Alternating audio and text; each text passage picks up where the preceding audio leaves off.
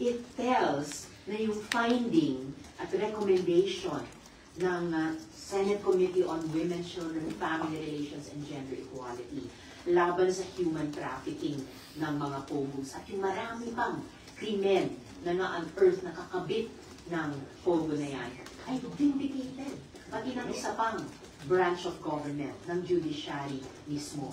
So isang napakagandang development ito. Nagpapakita na kayang magtulungan ang at least dalawang branches of government sa isa't isa on any one legislative inquiry or investigation para siguruhin ang public safety, para siguruhin ang karapatan ng mga kababaihan at bata, para iwasto ang mga kahinaan o di kaya pagkukulap sa mga regulatory bodies natin na dapat ay nagsisiguro sa seguridad hindi lamang ng ating bansa pero ng ating mga kababayan.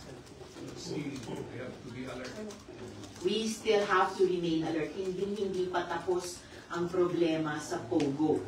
Kaya I believe the PNP and the other law enforcement agencies should remain on high alert dahil hindi po talaga nakitigil yung mga ulat ng mga krimen na nagpapatuloy ng mukhang at lumilinaw kakabit pa rin sa dating POGO network.